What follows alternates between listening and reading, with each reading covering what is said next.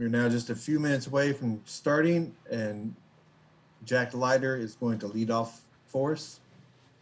So please have any questions ready for Jack. Okay, we will lead off with Chris Lee. Jack, what was your plan of attack against those guys tonight?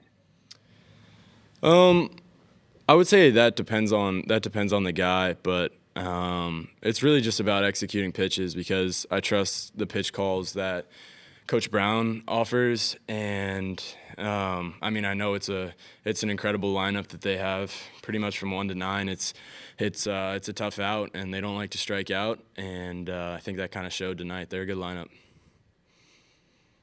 Our next question will be from Christopher Heidel.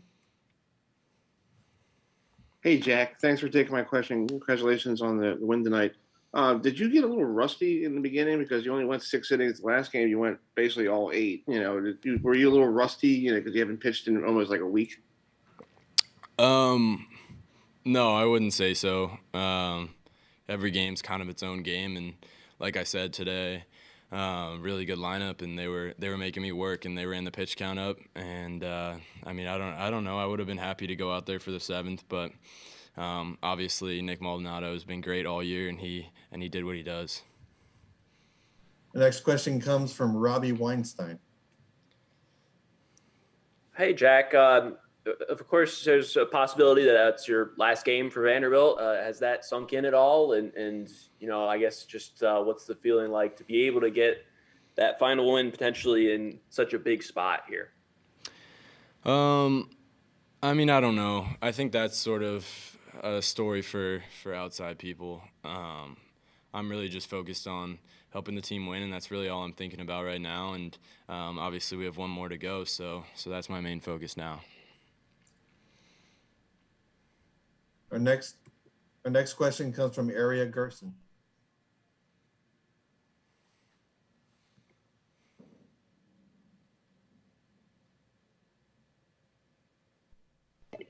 Hi, Jack. So you took your first loss earlier in the season against Mississippi State.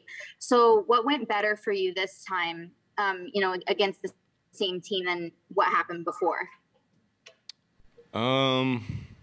That's baseball. Our team scored more runs this time, and the balls that they were putting in play were going to our fielders more often. So it's just kind of the way things went. Our next question comes from Michael Ferrara. Hi, Jack. Michael Ferrara here with Berg Sports Network. 2 questions for you.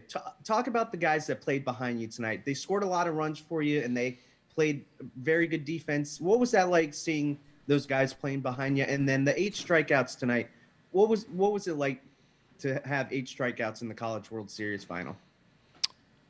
The defense needs a ton of credit.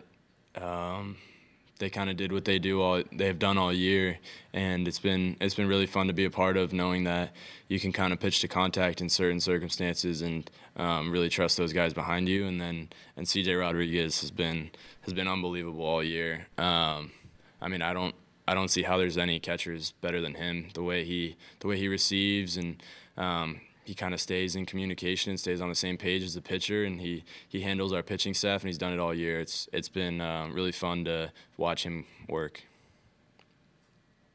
Our next question comes from Kendall Rogers.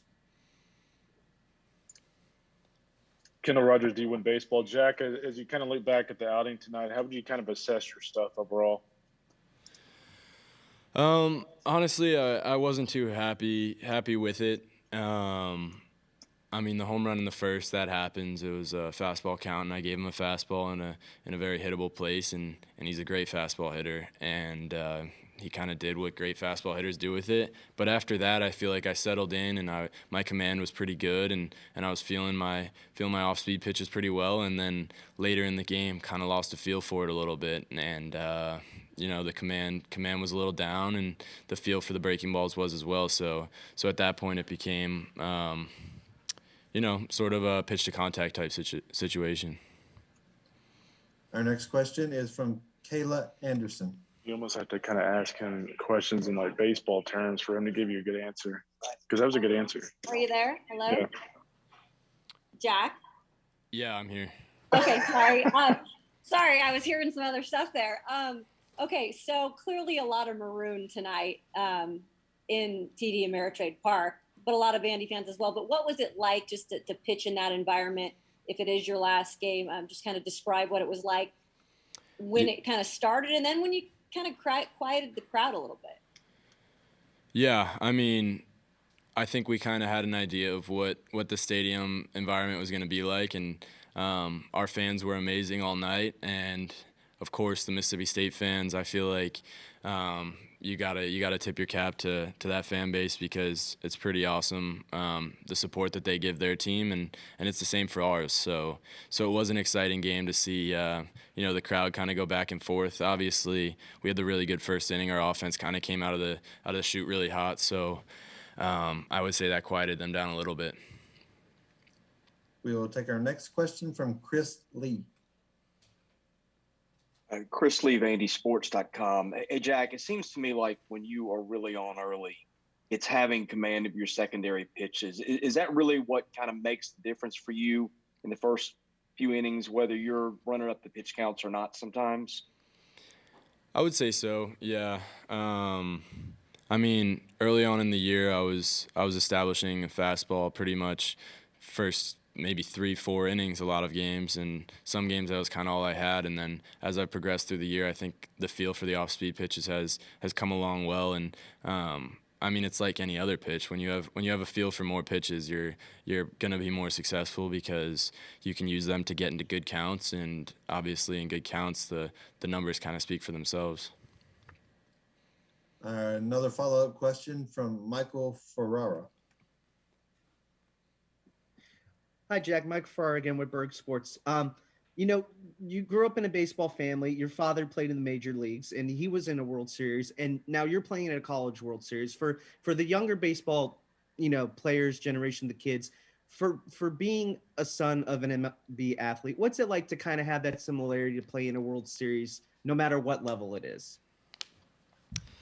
I mean, yeah, I've learned a lot from my dad, and he pitched in a lot of big games, and I think that advice has kind of helped along, because the main thing in any big game is not making it bigger than it is, and remembering that it's the same game you've played since you were little, whether there's 10 people watching or 24,000 like tonight. I think that you kind of just have to simplify it, and from a pitching standpoint, that comes down to just making a pitch. Whether you just gave up 5 runs, whether you just struck out the side, it doesn't matter. You come out there and you make a pitch, and you want to make a good one, and maybe it's not a good one, then the next one. Then the next one's your only concern, really. Michael, did you have a follow-up question? No, I'm good. Thank you. If there are no other questions at this time, Jack, thank you very much for your time tonight. Thank you. Next up, we will have Jason Gonzalez.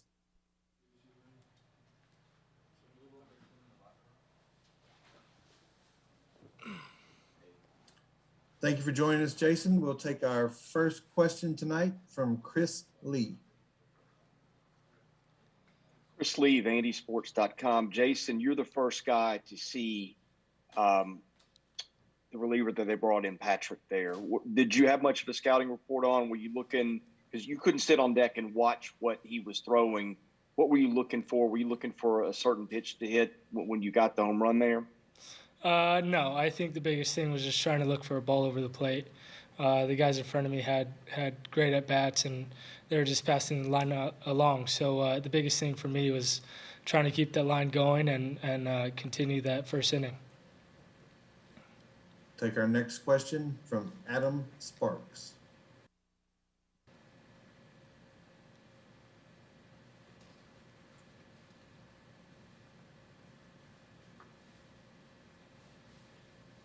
Adam?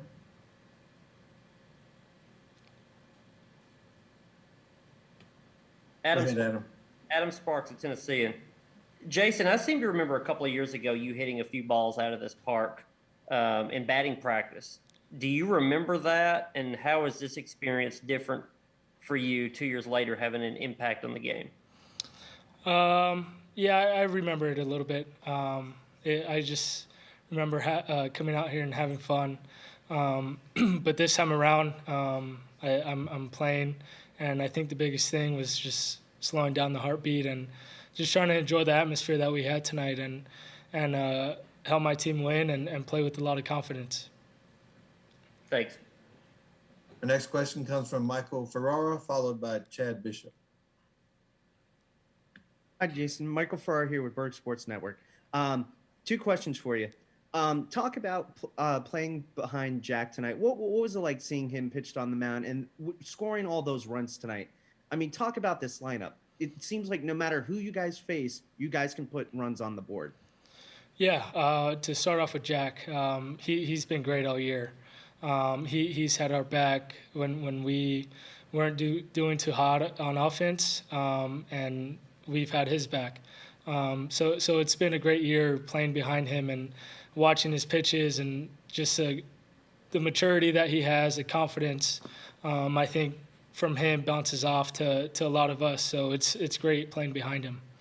And with our lineup, we're just trying to put the ball in play, put as much pressure on the defense as possible, trying to get as much runs across the board. And like I said earlier, trying to slow our heartbeat down and trying to help the team win. Our next question comes from Chad Bishop. Kayla Anderson will follow. Jason, I know how much family means to you. What were some of the emotions rounding the bases, being able to look up and see them tonight? It was special, you know, coming all the way across from California and having the support system that I have from them. So much sacrifice that they put into this. It just truly means a lot, and my family means a lot to me, and it was great seeing them up in the stands today. Next question comes from Kayla Anderson. Hey, Jason, Kayla Anderson, WKRN.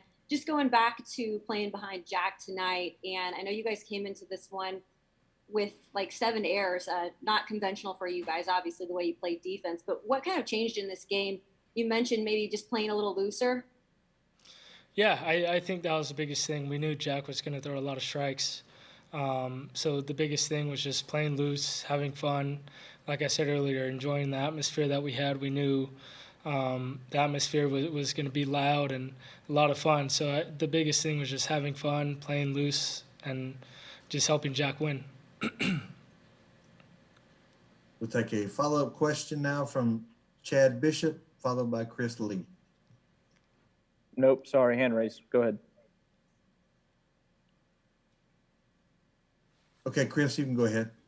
Yeah, Chris Lee, VandySports.com. Jason, you talked about playing loose. Was that you guys were loose when you came out and that helped it happen that way? Or was it the base runners and the hits pile up and then that helps you to get loose once you put a 7 spot on the board there?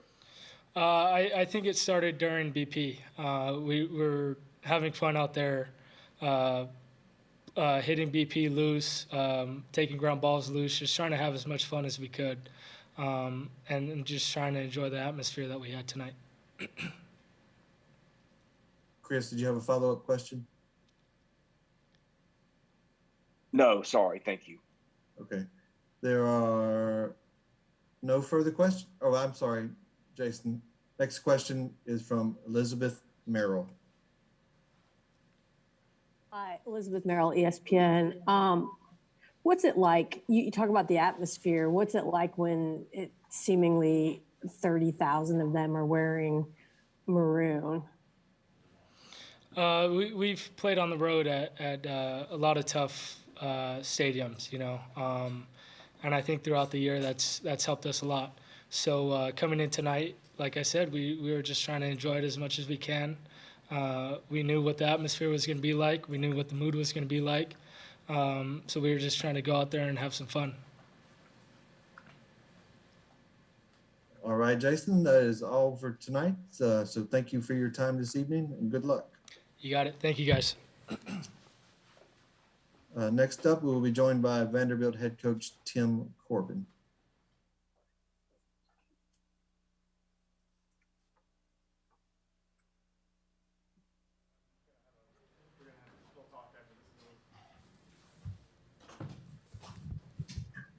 Thanks for joining us, Coach. We'd like you to make an opening statement, and then we will take questions.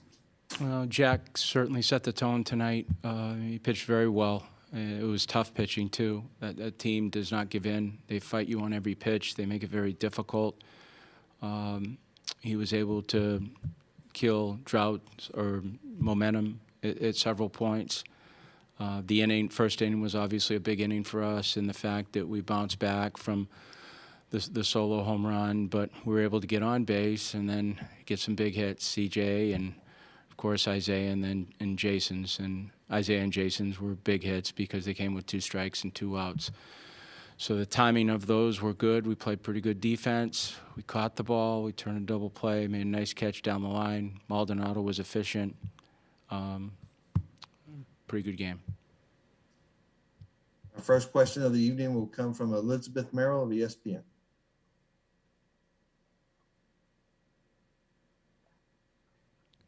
Elizabeth? Coach, what did you say? Did you say anything to Jack? I mean, who knows if this will be his? I guess it's possible he could pitch again if something weird happens. But I mean, did you say anything to him after this, knowing it might be the last time that he throws for you?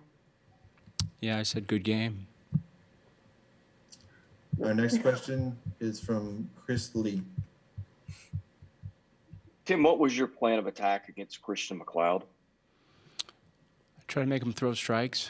We watched several outings prior to, but it was just a matter of throwing strikes, making him land his off-speed pitch up. I think that was essentially it.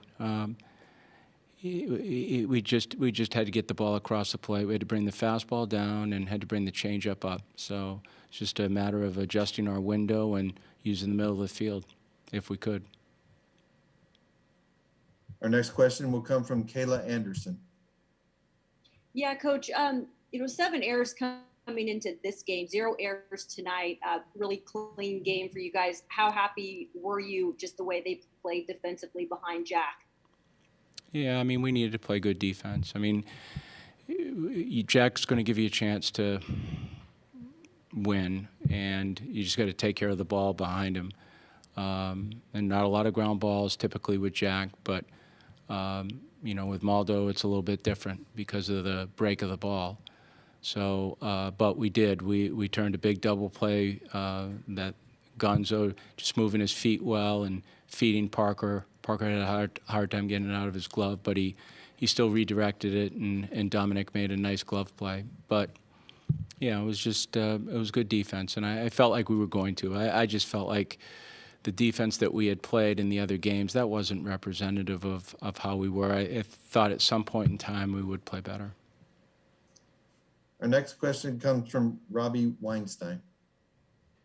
Hey, Tim. Jason said he, thought that the team was maybe a little bit looser at the plate and that he could sense it, all the way back at BP. Did you sense that? And if so, how do you think, if at all, that contributed to the big first inning? I mean, you score 7 runs, you're going to be loose. I thought their approach was good. Whether it's loose, I don't know what you want to call it, but I thought it was steady. I thought it was mature. I thought they were the training session leading up to the game was good. I thought they're right where they needed to be. We knew this was going to be difficult, and it will continue to be difficult. This place is, filled with people that aren't wearing gold and black, and we're playing a very good team. Next question comes from Gentry Estes of the Tennessean. Yeah, Tim, I was going to ask, have you been around a game here where the crowd was as much against you as it was tonight? And did you address that at all with your guys? We talked about the atmosphere, and yes, 2002, Nebraska-Clemson. It was filled with red. Shane Comini pitched. We won the game. Khalil Green hit a 3-run home run in the 8th. Tough atmosphere. And this one was not as similar because that was it felt like all of Nebraska was in the stadium at that time. But, yeah, I mean, I think the thing, Gentry, that's helped us in some regards. We have played well on the road, and we've played well in tough environments. So this was a tough environment too, and we appreciate the fans that we had to, because they were loud. Okay, we'll take one more question, and then it'll come from Adam Sparks. Yeah, Tim, Jason on that home run he was down 0-2 and came back to full count before he hit the home run. Is that just discipline? Is that an experienced hitter to face a new pitcher like that and be able to prolong the at-bat? Yeah, that's a tough matchup. That guy drops down. He throws a lateral slider. He threw two pretty good sliders to Jason on the 0-2 count, and Jason stayed off of him. So to fight the battle to get to 3-2 was a victory in and of itself. To get a pitch and lift it to the middle of the field, he's a strong kid. So if he keeps the barrel in the zone, which he did, then he can do a little bit of damage. But that was a quality at bat for him, and I was proud of him. Thanks. Mm-hmm. Thank you, Coach. Thank you for your time this evening. Thank you. Thank you all for participating. You can find a recording of this press conference